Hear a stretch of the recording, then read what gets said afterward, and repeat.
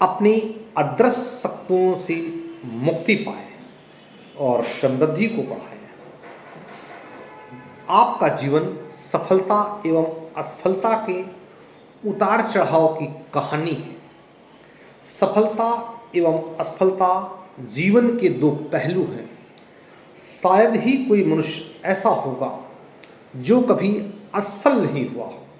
हर सफलता एवं असफलता के पीछे कुछ कारण छुपे होते हैं, परंतु कई बार वे कारण आपके सामने होते हुए भी नहीं दिखाई देते। मनुष्य का अर्थ है मनु के बनाए सामाजिक नियमों का पालन करने वाला।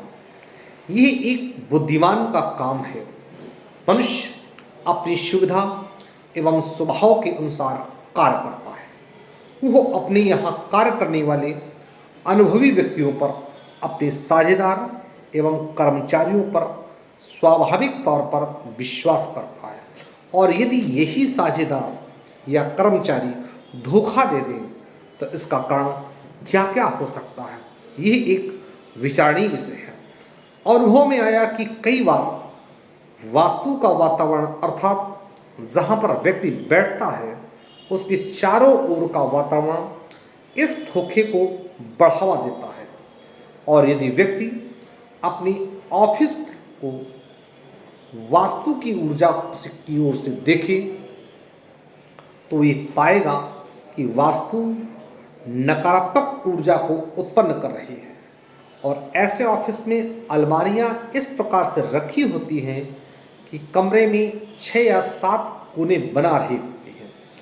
6 या 7 अधिक कोने नकारात्मक ऊर्जा पैदा करते हैं, जिससे कर्मचारी या साझेदार धोखा देते हैं या धोखेबाज व्यक्तियों को आपका कर्मचारी बनाने का कारण बनाते हैं। इसलिए ऑफिस चौरस या स्क्वायर आकार का ही होना चाहिए। पीठ दरवाजे की ओर नहीं हो, या यूँ कहें कि पीठ के पीछे खिड़की या दरवाज़ा नहीं होना चाहिए। आपको ऑफिस में इस प्रकार बैठना चाहिए कि आपकी नज़र दरवाजे की ओर रहे, ताकि ऑफिस में आता या जाता व्यक्ति आपको आसानी से दिखाई दे।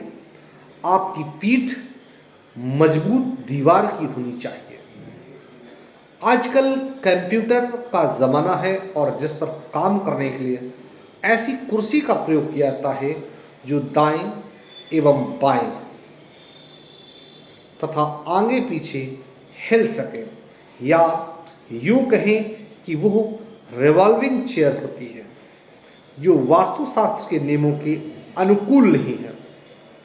कुर्सी स्थिर रहनी चाहिए, और शायद इस रिवॉल्विंग कुर्सी के कारण कंप्यूटर पर कार्य करने वाले व्यक्ति अपनी नौकरियां बदलते रहते हैं। ऋण चाहे आप किसी साहूकार से लें या बैंक से लें, सिरदर्द का कारण होता है। प्रत्येक महीने उसकी किस्त चुकाना और ब्याज चुकाना परेशान करता है। बिना ऋण लिए व्यापार का विस्तार संभव नहीं होता है, और यदि आप ऋण अपनी आमदनी के अनुसार लेते हैं तो आपके व्यापार का विस्तार होता है। यदि आप शौकिया खर्चों के लिए ऋण लेते हैं तो उसकी मासिक किस्त आपके लिए सिरदर्द बन जाती है। और आजकल अधिकांश कारें जो दरवाजे के बाहर खड़ी रहती हैं वो ऋण पर ही ली जाती है, और ये केवल एक सामाजिक शान के लिए होती हैं और मासिक किस्त सिरदर्द होती है। इसी प्रकार की परेशानियों के लिए हम कारणस्वरूप वास्तुशास्त्र के नियमों का उल्लंघन कर देते हैं, और हम पाते हैं कि ऐसे रहवासियों के घर की उत्तर दिशा कहीं ना कहीं अवरुद्ध है। उत्तर दिशा में भारी फर्नीचर, अलमारी या दक्षिण दीवार के साथ लगी होती है। उत्तर दिशा का स्वामी कुबेर है, जो धन का देवता है, उसको हम अवरुद्ध कर देते हैं। इसके लिए आपको लिए हुए ऋण को चुकाना कठिन हो जाता है। उत्तर दिशा की दीवार के पास कबाड़ रखना, भारी सामान रखना ऋण से मुक्ति के लिए परेशानियां उत्पन्न करता है। ऋण आपका शत्रु है, वह आपकी शक्ति को खा जाता है। इससे मुक्ति पाने के लिए उत्तर दिशा की दीवार को खुला रखें।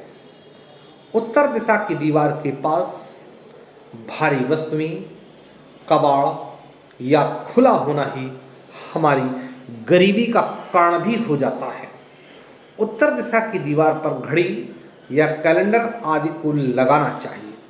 भारी वस्तु कभी भी नहीं लगाएं। पानी को धन का प्रतीक भी माना गया है।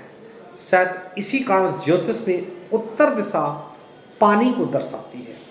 पानी के बहाव की ढलान उत्तर उत्तर पूर्व या पूर्व की ओर होनी चाहिए।